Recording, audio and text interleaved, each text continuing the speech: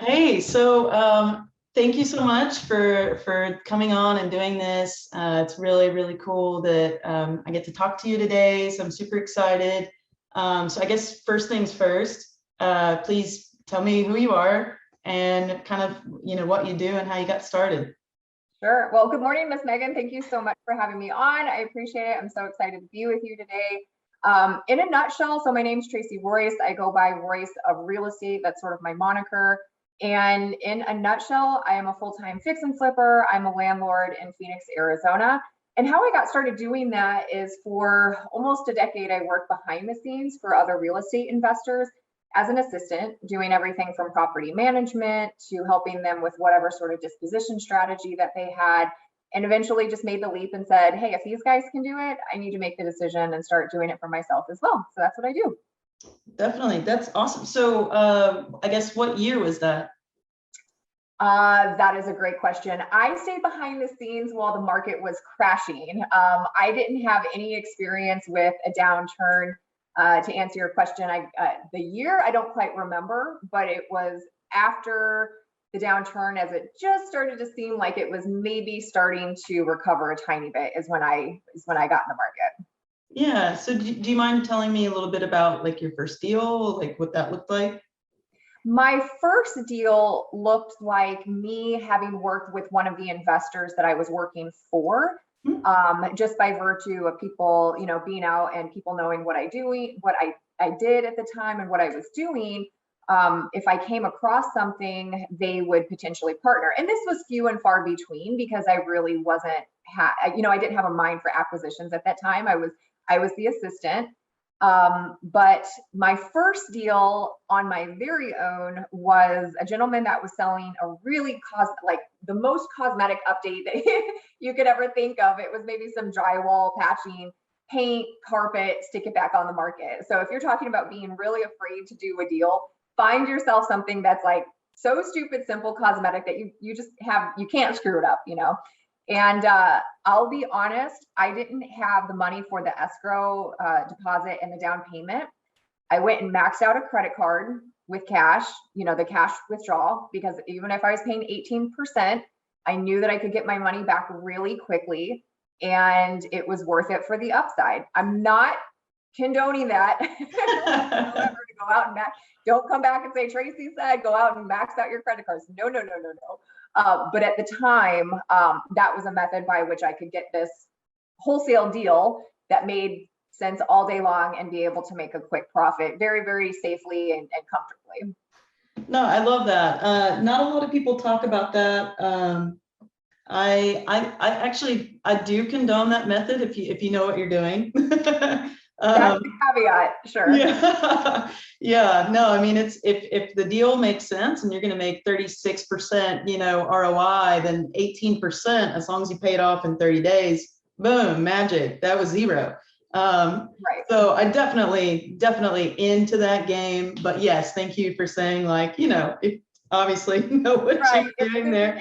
Yeah. You're in the capital segment of the industry, so you understand leverage is a tool that if you use wisely is so powerful. I believe in having debt, but in certain instances when used for a means to an end. So yeah, absolutely. So yeah, I appreciate you bringing that up because I feel like not a lot of people want to talk about that sometimes, but there's even a company, I'm not affiliated with them in any way, but it's called Plastic, Plastique, I think, maybe no you.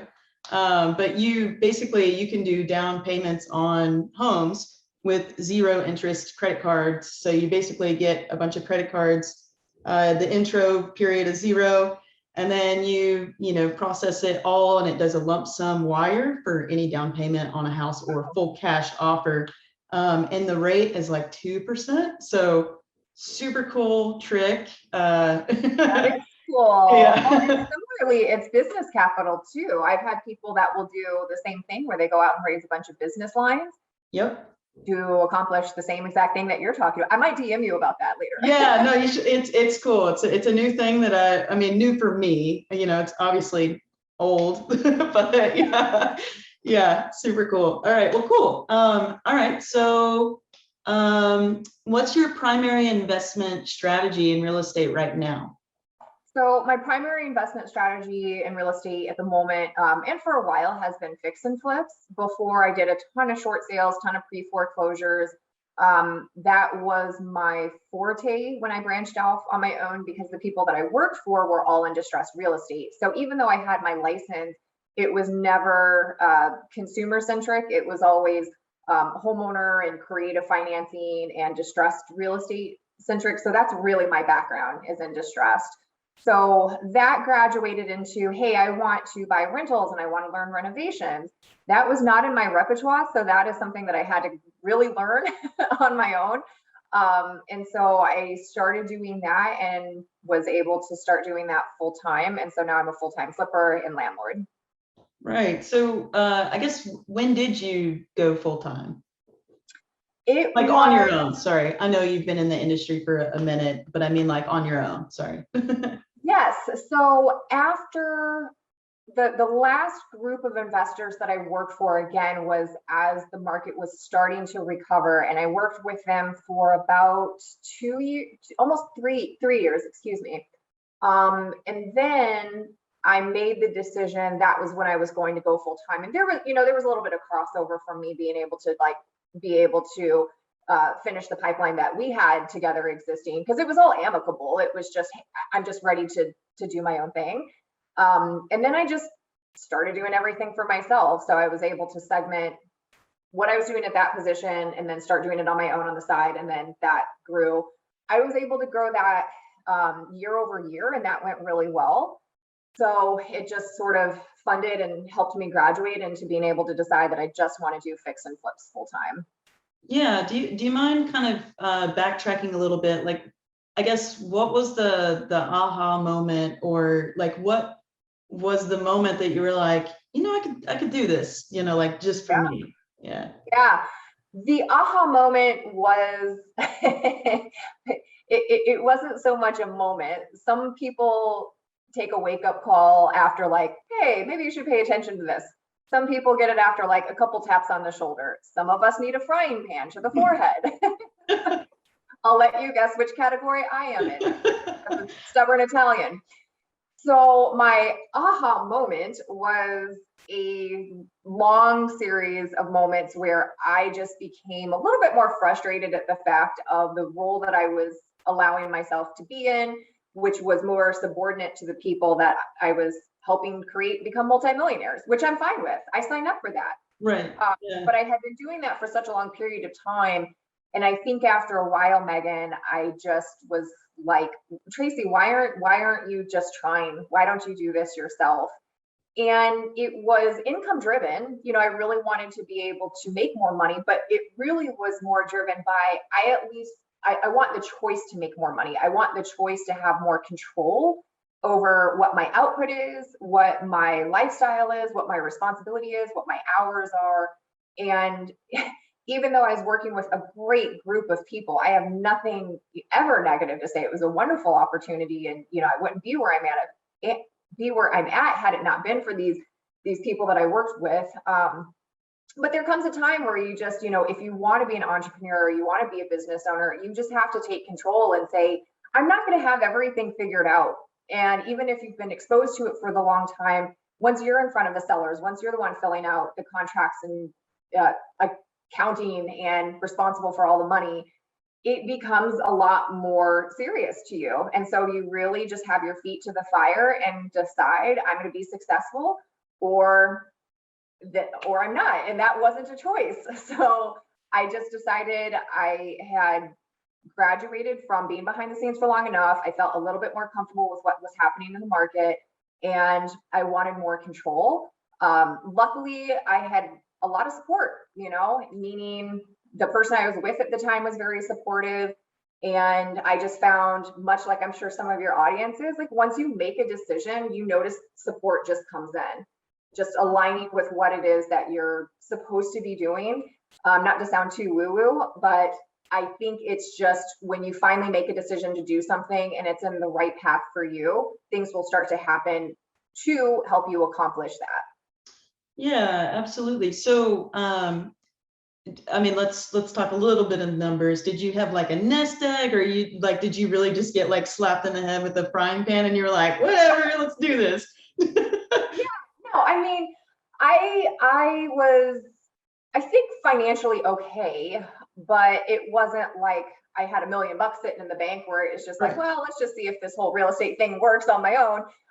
It was more a matter of drive and ambition to increase what it is that I could make, because I saw all the numbers that were coming through and I was getting such a small percentage of that. But again, that's what I agreed to. Like, listen, people treat us how we agree to be treated. People pay us what we agree to be paid.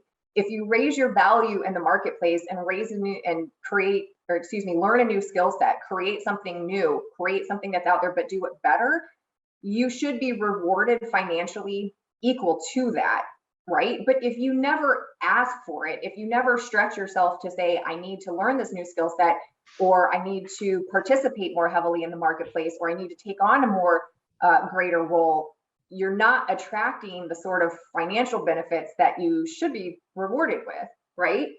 So I was financially okay enough to take a risk, but it wasn't like I just had millions of dollars sitting in the bank. Yeah. Mhm. Okay, no, that's a great point. Yeah, I guess not many people talk about that, but basically, yeah, like, there are understood agreements you signed up for. I'm going to make, I don't know what you made, but let's just say average, US citizen, probably makes 60K. I don't know. But like, let's say, I sign up for job XYZ and it has a list of responsibilities, and like, yeah, I signed up for that. And if I don't ask for a raise, or, there are new job things that are added, new duties that are added, and we haven't discussed that again, yeah, that's super important to be like, okay, well now, back then when I started, that's what we said. But now, like, I'm taking on a little bit more. I should be compensated a little bit more, or whatever it is. Like, honestly, that's cool that you bring that up, because when people talk to me about like new job offers, I'm always like, go for vacation time. Like, not enough people go for vacation time, because I think vacation time is super important. And it's, it accrues at like 2.33, hours per check every 2 weeks. And it's like, just say right away, I want vacation. Like, I want it up front. Like, I don't want the accrual stuff. I just want it. So yeah, I think that's really important. And I'm glad that you bring that up, because not a lot of people have talked about that. So I guess you were seeing numbers and you were like, okay, here's what I'm worth now. I'm pretty confident I can do this myself. Yeah, sorry, it looked like you were going to say something else there. No, you're good. I didn't know. I didn't mean to cut you off. Yeah, no, you're good. Yeah, did you want to expand on that a little bit further, or?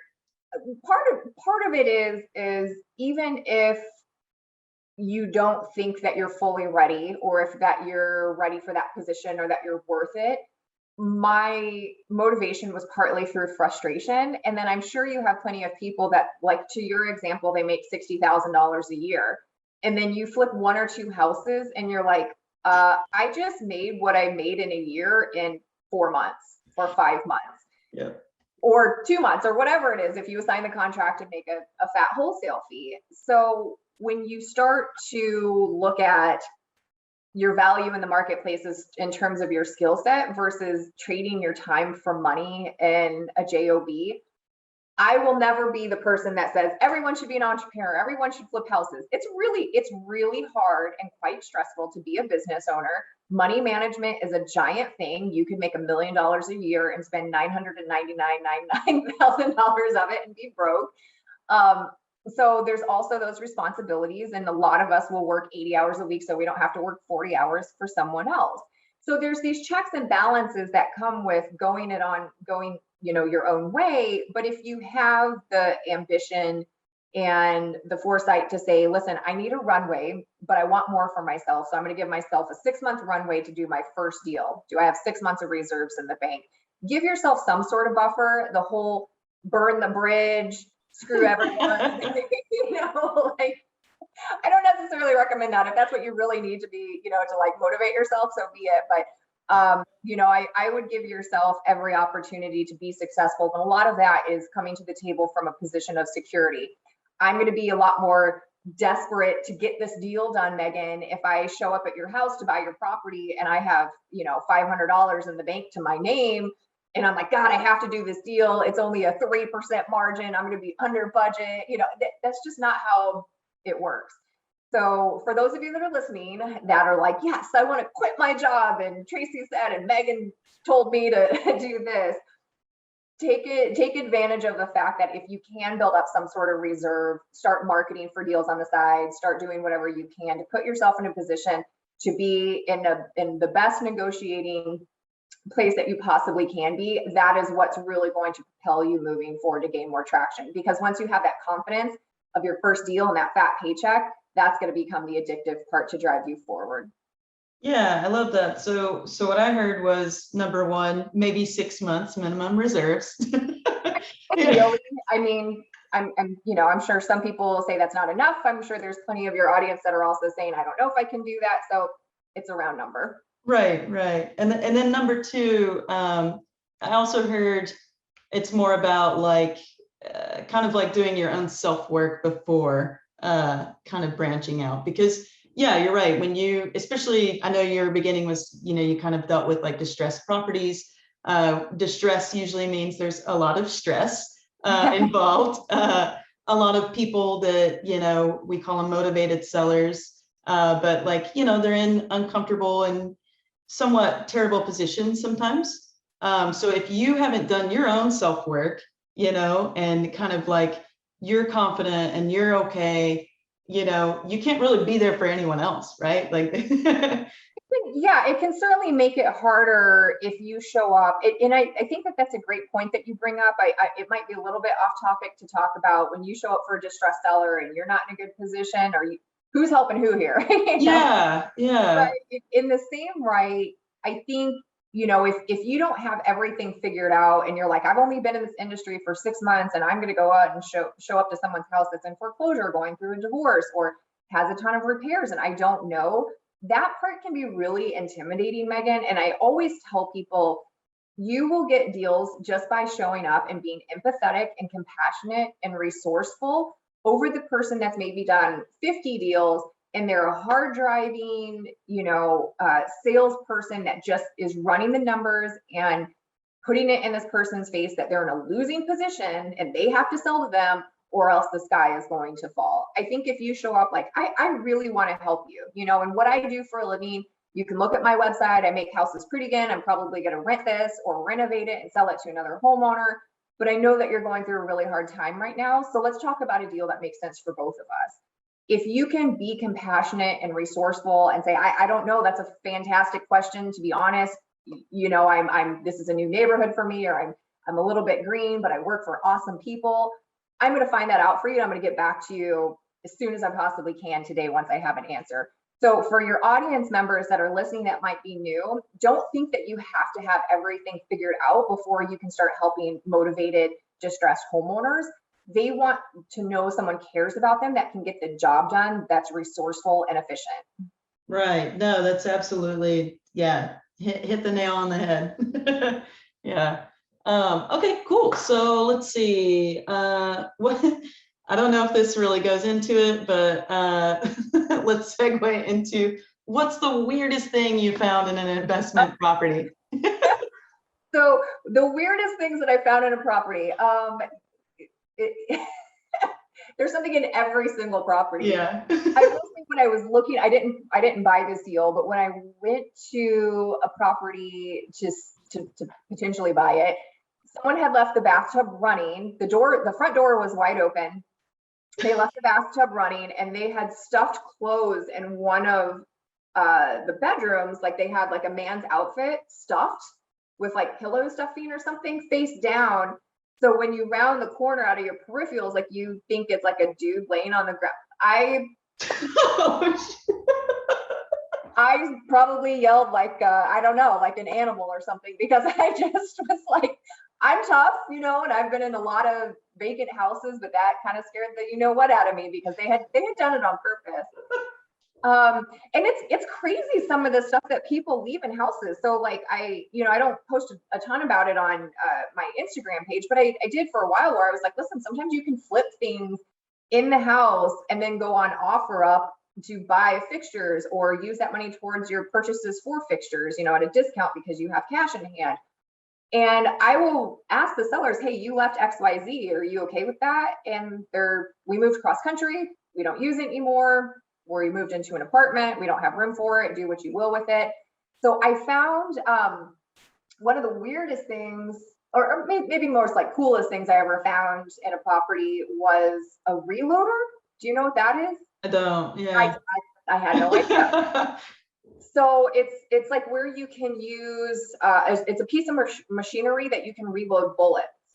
Whoa. It's called a reloader. And I'm not a guns person, so I don't know about all this stuff. And they left quite a bit of automotive equipment.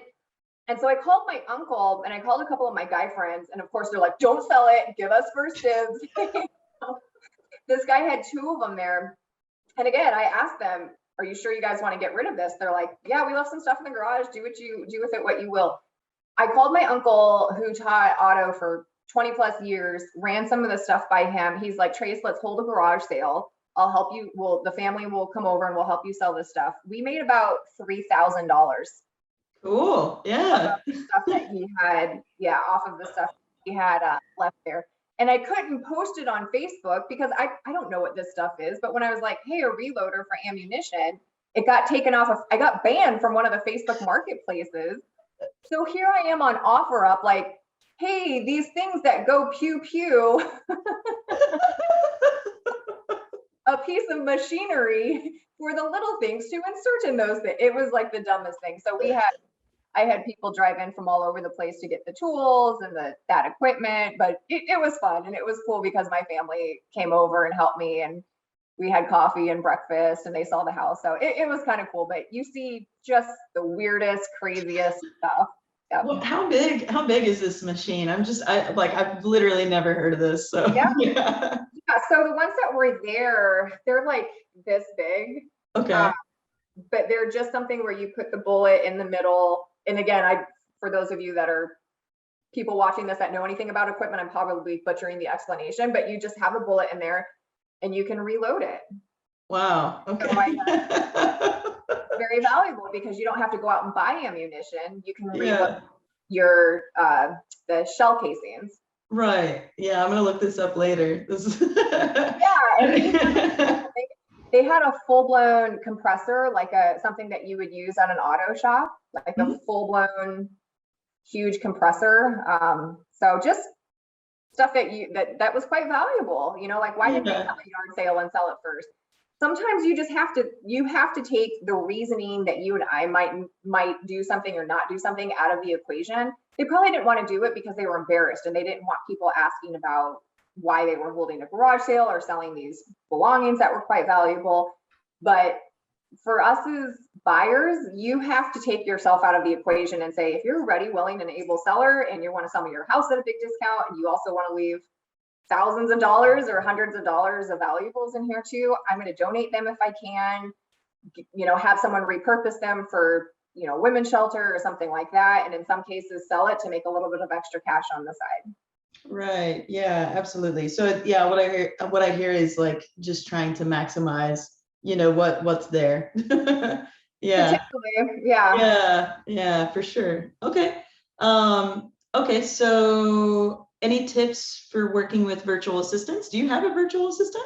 I do. Yeah. I've used it for forever, actually.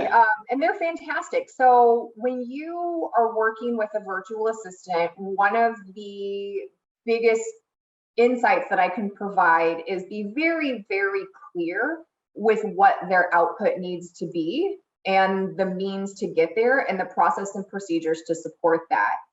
So what I like to do is, say, for instance, I'm having someone do data scraping. Okay, I have a certain modality by which I get distressed leads for XYZ. Okay, let's just say pre-foreclosures. I'm making it up, but let's just say pre-foreclosures. So every day the pre-foreclosure list comes out, you're going to do XYZ. That's going to create an if-then scenarios to where if this happens, then this happens. And I will come up with the skeleton training for that. And if I can, I'll do a video. So that's evergreen for their reference. And then I go, whatever changes happens or whatever updates take place, or if you learn better through a certain methodology, you go into that Google Drive doc or wherever it's housed and you update it. Okay, so here's the basic procedures, here's 10 steps, here's the output that needs to happen every day. The pre-foreclosure list gets mailed to, let's just say that that's the output. Okay, here's the 10 steps to do that. Here's the websites, logins. Here's an example of me going through it. And this is the expectation that I have for you to do every day. We're going to check in with each other. And then any changes that happen, you as the VA are going to go in and make those updates, because what you don't want to happen is them having 9 other contracts outside of you and you expecting them to memorize what they're supposed to be doing, how to do it, who to ask if something goes wrong, because then you become the bottleneck. And heaven forbid you have 3, 4, 5 VAs doing completely different tasks and waiting on you to be able to get back to them with a very, very simple question. Now it becomes, if you have these things in place, to say, refer to the Google Drive doc or refer to this, or what do you think is the best answer for this? So you're really giving them that support. And so when they do come to you, it's really just to review the work that has been done and making sure that they're on task with what their specific job is supposed to be. Mm-hmm. Yeah, no, I love that. That was one of the things that really helped me with my systems too, was, because I have VAs, sometimes they quit, obviously, or leave and do other things. And you're like, oh crap, I gotta train again. Oh my God. Yeah, so that's exactly what I did too. You film a short video, here's how to do this. You upload it to Google Drive or whatever, system you're using. And then, yeah, but that's cool that you have an extra layer of, if it needs to change. So I've got a few follow-up questions on that. So number one, when they change things, is it like specific to a certain county, or like, how is it organized? Maybe let's start there. Organized as far as? So like, it sounds like, you're doing multiple counties. Are you investing in tons of different cities, or you're in one spot? Okay. That's a little bit easier. Yeah. Because I feel like, when you're doing different counties, stuff changes all the time, but I mean, I'm sure it changes within its own local market as well. So I guess the follow-up question then would be checks and balances. It sounds like they come to you and they say, at end of week 1 or whatever your system is, here are the changes I made. And then do you say like, great, that's cool, that's great. Or is there another supervisor that is like approving any changes that they might make in a Google Drive, or how does that kind of play out? It depends on the size of your group. If you end up hiring an in-office person that might oversee your VAs, then that might be your stopgap between the VA coming to you directly. The changes are made, like if the county changes something, or like even to your example, if I were to move into an outside county, or even just like a county outside of Maricopa, I would probably just take that skeleton outline that I have already, apply it to there, because it's not going to be terribly dissimilar. Like, I'm here in Phoenix, you're you're not in Phoenix, but if I go to buy a house in your county, there's going to be a lot of crossover, right? There's going to be things that are different, but a lot of it's going to be the same. So you can apply those processes and procedures to like buying a pre-foreclosure in Arizona versus, a different state. A difference might be is like, well, I'm in a non-judicial state, so the process is a lot faster. If you go to a judicial state, it's going to take a while, because the legal process, just by virtue of being a different type of foreclosure state, could be different. But my point is to answer your question of how do you apply those changes. It's anytime anything has changed within the procedure, and then that way the next person that comes in, if they don't work in that role, if they're not performing, or they're doing such a rock star job that they've graduated into something else, the next person can come in and understand it really well, go through it, a few times, and just start going through it in a very procedural way by what you and that VA had created. So like to your point, if they quit or you need to hire someone else that's a better fit, they have that curriculum, as it were, to understand this is what the task is, this is the procedure, this is the expected output. Yeah, definitely. So whenever you give, something to do, are you saying like, I need this due by this date? Or are you asking like, how soon do you think you can get this done, I guess? I like to, because the VAs are really task oriented, if I'm hiring someone to do like graphic design or, you know, work on a website, it can be maybe like an ongoing thing. It just depends. With things like, hey, the pre-foreclosures are coming out, that happens daily. So I will say by 9 a.m. Arizona time, this is when we need to have it mailed out. So that is the expectation. I like to have things as clear as possible because most of those folks, we're not the only people that they're working with. They might have 9 other people. And so for us to say, it's just like a contractor, like, hey, can you come over and paint the house? What does that mean? It's a, you know, 1,500 square foot house. I need the interior, exterior, two-tone, flat lids, you know, semi-gloss on the trim, eggshell on the walls. It needs a lot of drywall prep. So that's going to take you da-da-da-da-da. I need to know when that's going to be done, what your reasonable expectation is versus what my timeline and schedule are, and come to an agreement of this is reasonable. So, okay, we're going to, in writing, put this in as our output. I don't think it's any different with VAs. And what I have experienced is most, if not, I can't think of any VA that's like, we really don't like you giving us timelines and clear expectations, right? So we're really just like operating in a bubble where anything goes. So yes, I think when you as the leader can define this is the expectation, and if they're clearly not able to do that because your expectation is off the mark, then that conversation needs to happen. But if you're like, this is a daily thing that happens and it took me an hour to do it because I had to come up with the outline and I had to figure it out, it should take you 25 minutes.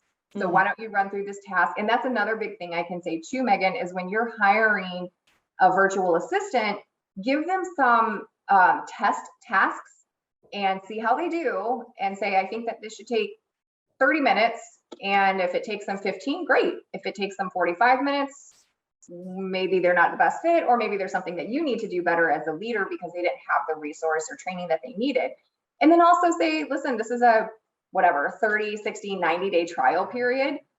Just because you did the tasks well and we work well, maybe for the first 30 days, this isn't a forever commitment if you can't perform to the level by which I need you to. Because as you're out running your business, I'm out running my business. The last thing I want to worry about is a VA that cannot regularly meet the standards by which we have set, especially when it's a really, I don't want to say simple because what they do is very important, but when they can't meet simple deadlines, I can't worry about that. You know, I need someone that's like, this needs to be done. There's clear expectations. I've been given all the resources and support that I need. So if they can't perform that, you need to find someone else. Yeah, no, I think that's great info. One shout out I would say is 4-Hour Work Week by Tim Ferriss. There you go. Excellent book. It's very similar to what you're saying, and that's what I've learned with VAs as well. Is you get results based on how clear you are. Yeah. I probably could have said that in one sentence, and I'm battling over. No, it's great. That's perfect. I mean, because we can say that in one sentence, but it doesn't give a clear picture, right? Yeah. So I'm very thankful that you went through that. That was terrific. A great explanation. I appreciate that. Yeah. All right. So let's see. Any computer programs that make your life so much easier? So I've really liked Podio. It might be old school to some, but what I really enjoyed about it is, as someone that started as like an agent, I had my license just to do short sales. So I don't want to say like I was an agent doing like normal agency trying to be top agent in Phoenix. It was by virtue of the sort of deals that we were doing, but it still bled into the investor side of things. And Podio was one of the programs that we could build out to our specs, to my specs. And then it also allows me to do property management and my deal flow, and I can check everything from my phone. The VAs can come in. If I have people that refer deals, I can bring them in a limited capacity to see what's going on with their referrals. So that's been something for me. It doesn't, I mean, I think it maybe can, but I don't think it integrates a lot of marketing stuff. So that would be separate. But Podio has really helped me be more efficient. And I would, people ask sometimes about technology, and I'm like, listen, man, it's the one that you're going to use the most. It's the one that you're actually going to implement and use, because I could sell you on something that's $1,000 a month, does your marketing, does your CRM, does your follow-up, does your offers, does your laundry. But like, if you're not in there utilizing it to the level by which it's could be used, then it's sort of a waste of time. And if you're going to get overwhelmed, it's like our phones, it's like these cost you how much money and you probably use 20% of them. Mm-hmm. So technology is wonderful, but don't get so tethered up in that you're overlooking the really simple things that could be done, just as easily on something that costs half as much and doesn't look as pretty. Yeah, no, that's an excellent point. I mean, I use Google Sheets all day. There you go. I use Google Drive all day. Yeah. But yeah, so I guess how much is Podio? I know there's like a free version, right? Yes. It depends on how many employees that you have, and then some of the integrations that you use. So it comes out yearly. I want to say maybe $200 or $300. Right. Yeah. It's not crazy. Yeah. Right. But yeah, to your point, I mean, if you're using it every day, then that makes sense. Yeah.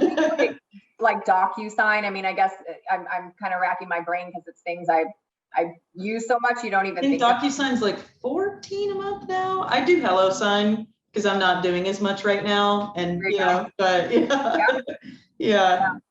Just like that. And WhatsApp to sometimes talk with your VAs if you're not in front of your computer, if you use Upwork. Fiverr has been great. If you need something done quickly and you don't want a full team member, Fiverr is amazing for graphic design, a little bit of anything and everything. So as a solopreneur, you're thinking, I have to get an assistant, I have to get a graphic designer, and I have to get a social media manager, and I have to get all this CRM. And I think, with people that are on the younger age bracket, it's like we're able to see how much technology is available for pennies on the dollar, essentially, to be able to run a successful real estate business. No, that's a great point that you make, because I feel like sometimes, if you look on Fiverr and you're going to hire someone, you're like, oh crap, like their hourly rate's really high. Sometimes you think that, and then you're like, wait a second, but they knocked this out and then it's done. Totally done. I don't need someone full time for this, once every 4 months. Yeah. So I guess that's a good point. Don't be intimidated by, just doing one-off jobs. And sometimes those people end up being rock stars, and then you're like, well, please come work for me all the time. 100%. Yeah, absolutely. So technologies are a friend. I mean, there's even apps now, I haven't used them personally, where when you're driving for dollars, you can look that property up, plug it in, see the owner information, send them a piece of marketing, and it follows up with them. I mean, I think that there's a few right now, but that would be an example that comes to mind of something that, girl, 20 years ago, it was like MapQuest, and like dial up. So it's a blessing. People are like, well, I can't invest in real estate. I'm like, do you realize at your fingertips, between the resources, mentors, people on social media giving away the game, and a few cheap apps and a tank of gas, that you can start investing? It's insane. Yeah, no, absolutely. Absolutely. All right. Well, cool. What markets, I mean, you've kind of touched on this. What markets do you invest in, and why? Yeah, so I'm strictly in Phoenix. It's really appealing to want to go out of state, just because our prices have gone up so much that it's so competitive here. Our yields have gotten compressed. But to all of that, there's also a reason why we have a ton of people migrating and why our population is going up, and we have one of the most stable economies. We're also a lot less prone to natural disasters, and our taxes are really inexpensive. So we enjoy a lot of the benefits of creating a really stable, long-term, attractive real estate market. So for the time being, I am still here. That's not to say at some point I won't take, similar to Californians taking their money to other markets, to get a little bit more buying power, that won't happen. But I just feel like, make hay while the sun's shining. And so I am strictly in Phoenix right now. Yeah, no, that makes sense. So just to recap, it sounds like you look at population, like where are the people going? They're still obviously, coming in strong to Phoenix. Natural disasters, you don't have many of those. Cool, that's always great. Lower taxes, awesome. So it sounds like, you were kind of looking at it from where are people going? Are people still going to be wanting to buy and invest here? Obviously, yes, that helps force appreciation. So that makes sense. But yeah, so great. So population, not as many natural disasters, and lower taxes. And obviously the job market is crazy cool there too. Yeah. Right. Yeah. I was just about to say that too. So there's a lot of reasons when you look at, for instance, we were a test market for the iBuyers. And there's a reason for that. And listen, I have never proclaimed or wanted to be a huge investor where I'm doing 100 deals a year. But if I can break off what is good for me in this marketplace, then it can be quite meaningful. So, I think if your audience is looking at, do I invest in state? Do I invest out of state? It's super competitive here. I'm in California, so I can't compete. Give weight to what it is that you're looking to produce and what makes sense for your time, your effort, your knowledge base. But there's people that successfully invest out of state without ever seeing properties, that do it really well, that do virtual wholesaling. So there is no one right way, but for very specific reasons, I like to stay in Phoenix for now. Yeah, no, that's perfect. Also, I'm gonna add one thing because I am an out-of-state investor. Pictures. I require pictures for everything. Before and after, if a contractor shows up to the job, I'm very clear, like, hey, I need before and after pictures, or you don't get paid. Like, that is just like 2 sentences, done. Like, Perfect.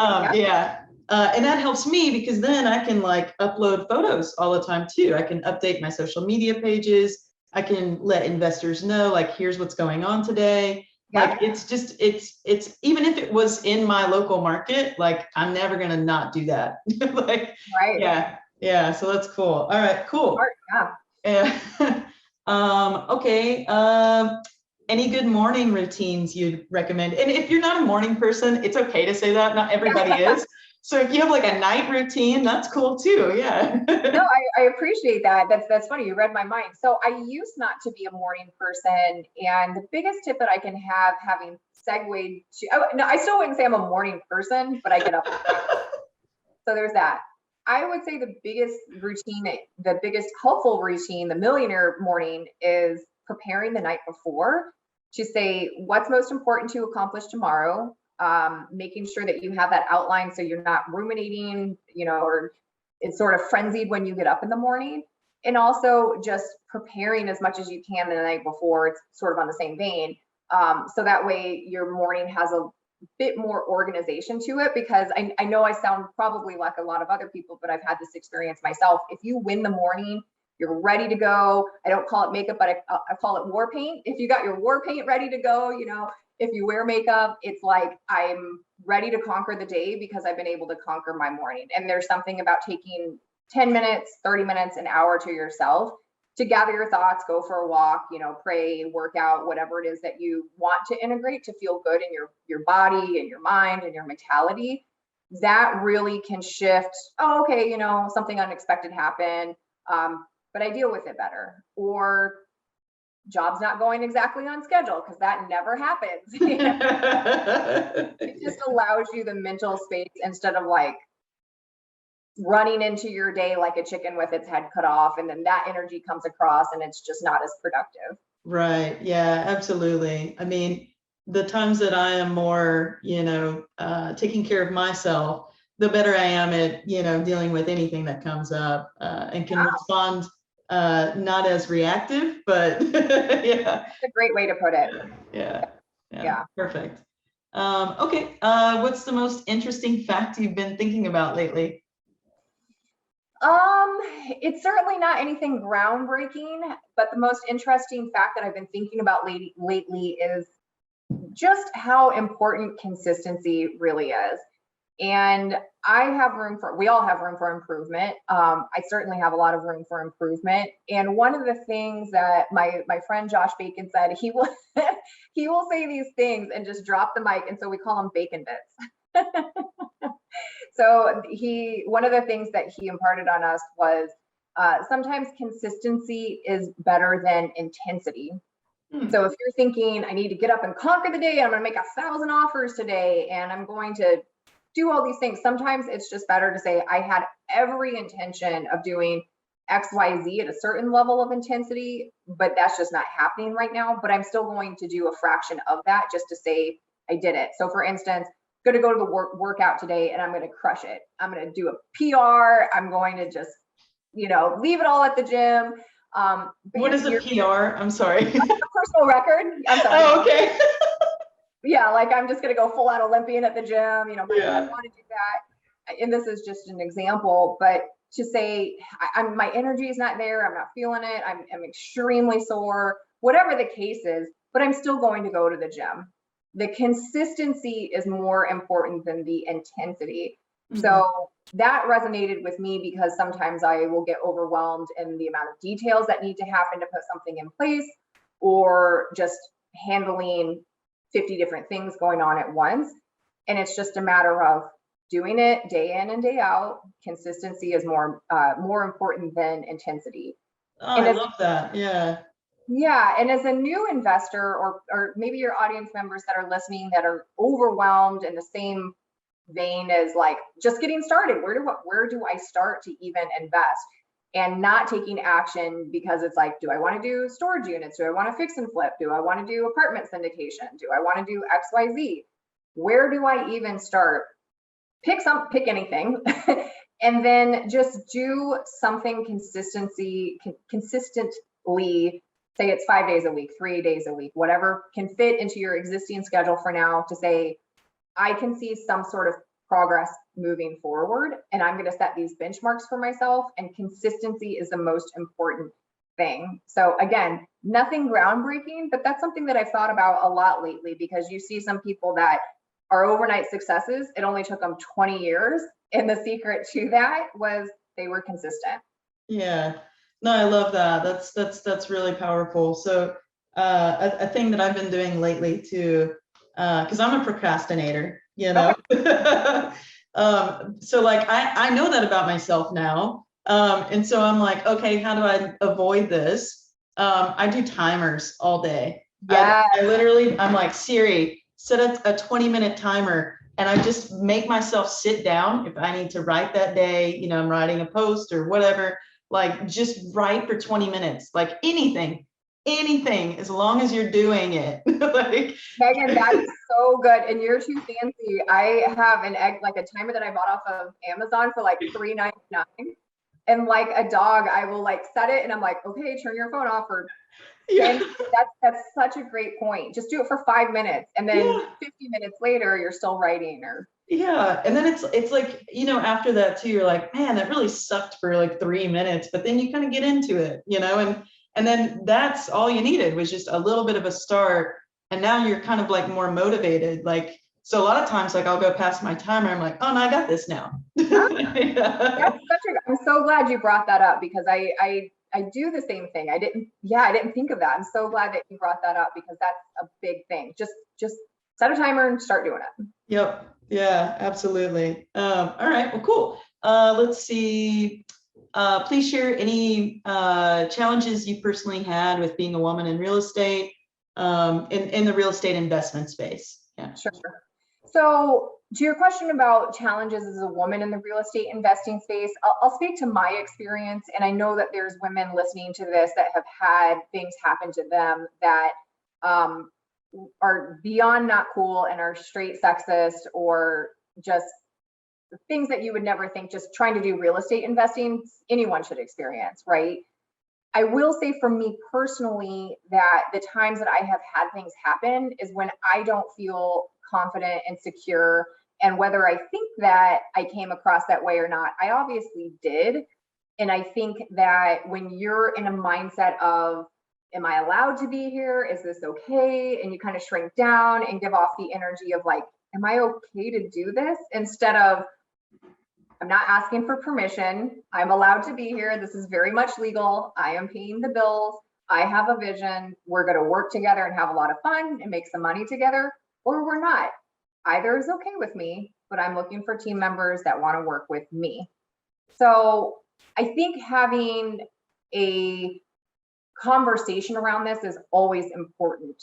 But I also think that seeing more women leaders in the industry and supporting each other in such a way that we're giving each other confidence and empowerment to just say, own whatever it is that you're trying to accomplish, because you will find the people that want to support you in that. There are a ton of men that are so glad to see women taking more control of their financial lives and taking control of their creative outlets and producing something that's, you know, quite meaningful and important. So once you shift your energy, I think that it becomes, I don't want to say easier, but at least for me, Megan, that's when I noticed that I just feel like you're attracting a certain thing when you feel more empowered. And that's not to say that there's not jerks out there, regardless of how confident you are. That's just the world, right? But when you set boundaries and say, I'm not going to work with someone that treats me like this, I don't have the time for that. That also, I think, eliminates the people that are more prone to take advantage of you. Does that make sense? Yeah, absolutely. Boundaries are super important, and not everyone is great at setting those. And it takes a lot of practice. So I appreciate you bringing that up. Also, that reminded me that when I first started doing meetups, I was not a very social person. I was always really nerdy growing up, very shy. And so like, I remember going to my first real estate meetups in San Francisco. And I remember like, I'd show up early and I'd go to the bathroom and I would like almost hyperventilate, but then I would like start standing in power pose. And I would like look myself in the mirror and be like, no, you got this, like trying to talk myself up. So I'm just curious, do you do power pose? Like, how do you psych yourself up if you're going into something that maybe you're anxious about? The thing that I've noticed, because like my parents didn't raise me like girls should do this, boys should do that. And I also, like my mom tells me these stories of growing up where I would just like do things without asking for permission. So I think that that's sort of like bred into me, just to like, oh, I didn't know I was supposed to ask. I'm here, you know, like. So if you guys don't have the confidence, borrow some of mine, because I'm like, I didn't realize it was illegal to go buy a house because I'm a woman. I want to do this, so I'm going to do it. Gosh darn it, you know. I'm paying the bills, so listen, we're gonna do this or we're not. Not necessarily. Where I've noticed the bigger challenge is enforcing things like on job sites where I'm like, listen, you're not getting your final payment till it's cleaned up, you know, and we've agreed on a draw schedule. This needs to be done by this date. Obviously things happen. If a trade is running late and it affects, you know, other parts of the project, then that's just part of project management. But just sticking to the expectations, similar like we were talking about with the VAs, to say, listen, I've put in writing, this is what I expect, this is what we've agreed upon, and enforcing that. And so I have had to become, in those instances, like I need to stick to this because I'm the one that ends up having to clean up after them if it doesn't get done. Well, you know, I don't want to ask. And so I just have to like, this just needs to be done. It just needs to happen. And I notice like with guys a lot too, when you're firm but fair, and this is probably with a lot of people, but especially with guys, when you're just like, this is what we agreed upon, send you your money, you get paid on Fridays, but they're still like, don't put it in my garbage bin. Take the trash bags and listen, I'll give you the 3mm construction bags, but don't leave your, you know what, on the job site. I need it out of here. It needs to look pristine. Mm-hmm. Okay. It's that simple. Yeah, no, that's perfect. So what I also heard is written agreements, which I've never talked about before, but one of the first things when I started working in the business that really helped me was like, even if you do a phone call, I would follow up with emails after that phone call to be like, hey, we discussed, boom, boom, boom. So now you have a written document. It's there. If anyone, you know, comes back and says like, oh, we didn't talk about that, I'm like, we did. We recapped, right? Yeah, right here. Yeah. So that's cool.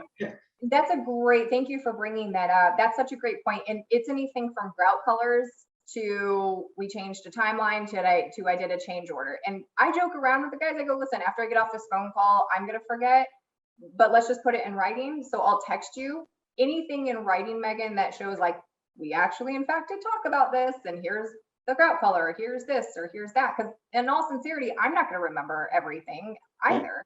And it shouldn't be incumbent on anyone to memorize. We're all busy. But to go back to your main question, I don't necessarily do anything I think specific. I think it's by virtue of learning that I'm the one that ultimately has to pay financially or with my time or otherwise if I don't honor my own boundaries when I've set expectations. And it sucks. I have been at properties shoveling gravel because I didn't tell them to move the remnants into the backyard or, whatever. I have cleaned houses because it's, I wasn't clear about exactly what I wanted done. And so you make those mistakes and you say, sucks. But again, I really want to encourage the people listening that are like, is this okay if women do this? Honey, you don't need to ask permission. You need to decide what it is that you want and start taking steps towards that. And you will attract the people that are supportive. There's always going to be jerks in the world. I don't care who you are. There's always going to be jerks.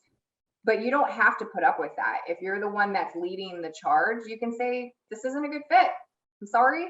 Shake the tree, find someone else that's a better fit. And the majority of the guys that I've had working with me, we've worked together for years and years. So I am a testament to, if you have no background in construction and decide you want to be a crazy person like me and want to do something like fix and flipping or real estate investing full time, I don't have a partner. I'm literally out here doing this myself as a woman. So if I can do it, you can do it, but you have to be, you have to keep with the boundaries that you have and enforce whatever expectations that you have set. Mm-hmm. Yeah, absolutely. 100% agree with that. Okay. What do you hope people can learn from you? I feel like you did this a little bit, but Yeah. I hope that if they don't learn some cool tips and tricks about, real estate investing or fixing and flipping, that they will maybe see like, gosh, this skinny girl from Belleville grew up to be, a real estate investor. And she, we each have our own journey and our own path and our own hiccups and our own heroic moments. But I hope that whoever is watching and maybe hesitating, that they'll take something from this conversation to move forward in a way that's meaningful for them to feel a little bit more confident and keep taking actions and surround themselves with a supportive group. Yeah, I appreciate that. So you talk a lot about boundary setting, and you kind of mentioned this a little bit, but you were like, if you need some motivation or help from me, reach out to me. Is it okay if people DM you or like, hey, like I'm having trouble with this, and they catch you on Instagram? It seems like you're pretty responsive there, but yeah. I try to be, for sure. Yeah. So you can find me on all social medias under Royce, ROY, C as in Charlie, E as in Echo, Royce of Real Estate. I try to be responsive. I'm typically in the weeds because I do all this myself, but I do try to respond to people as much as possible. Yeah. Right. Cool. And then, yeah, what's next for you? So I love what I'm doing. I will probably continue doing that. I think by virtue of where Phoenix may or may not be going, who knows? I just want to run this market for everything that it's worth and then decide from there. But I'll tell you, I would really love to get things in a position to where I can start teaching a little bit, because I really do enjoy that, and potentially doing some like coaching. I don't know precisely what that looks like, but that's something that's been on my heart and my mind for quite some time. But I want to be able to do it where I can actually fully be able to give and not just fitting it into what I have existing, because it is, a different business. But that is something I would love to start adding in on top of what I'm doing.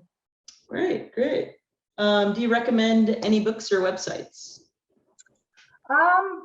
There's so many out there that not anything particular comes to mind. I think the more important thing is that if you're gravitating towards something, definitely like your podcast, your Instagram, use any of these channels as a way to learn, and definitely do your research. I don't want to say like, hey, just go willy-nilly into the marketplace and start spending money that you don't have a directive for.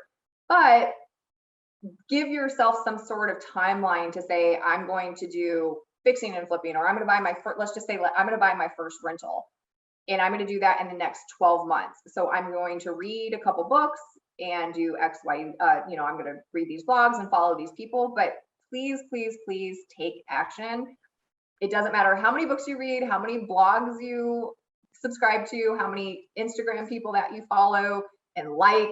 We're all still out here being comfortable with being uncomfortable, constantly taking action to learn and grow. So it's the same thing as you're just getting started. So if you're watching this and like looking for books and blogs for recommendations, whatever works for you, but take action on it. Earmark the page, set a date that you're going to do something. And again, going back to the consistency thing, it's not an intensity thing, it's a consistency thing. I love that you say set a date for it, because I do that a lot too. I actually, like, if I'm reading something or I'm thinking about something, I'll just open, Google app, Google Calendar, and I will literally just send myself an invite that's like, hey, by this date, you're going to do this. And I'll even CC whatever VA can help me on it, like, I love it. Yeah. So you're an ex-procrastinator, no longer a procrastinator. I guess. I mean, I know myself well enough that like I have to do stuff like that. Right.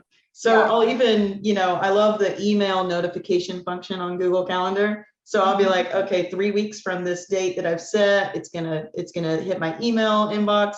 And now I'm like, oh yeah, crap. Okay.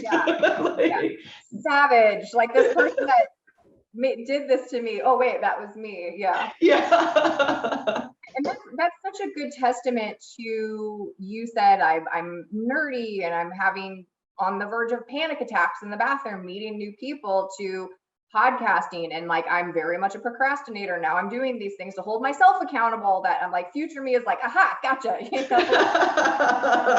Yeah. So I love the fact that you're implementing these things, because having that recognition of like, I know I'm like this, and so I'm putting these boundaries even in place with my damn self to be able to hold myself accountable. Because if you're not doing that for yourself, again, that energy that you're showing up with, it's okay to keep slacking, it's okay to do that. How do you think that's going to how do you think that's going to translate to your VAs or your subcontractors or anyone that you're expecting to help you and support you in your real estate journey? No one's ever going to care as much as you do about your own money or your own vocation or your own financial independence. I will guarantee that. So you have to have that alignment with yourself. And I'm really glad that you're sharing these tricks of what you've learned to do to put boundaries in place with yourself. Right. Yeah.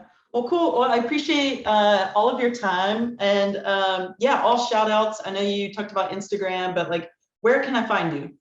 Yeah, so I'm really easy to find online. I'm mostly on Instagram and TikTok. I'm kind of on Facebook, but I have people messenger me there sometimes and I won't get it for weeks. So if you do want to actually see more behind the scenes of what I do with my fix and flips and learn from me, Instagram is a great place, as well as TikTok. And both of those handles are Royce, ROYC, like Charlie, E like Echo, of real estate. So Royce of real estate. Great. Thank you so much. I really appreciate it. Thank you so much for having me on. Yeah.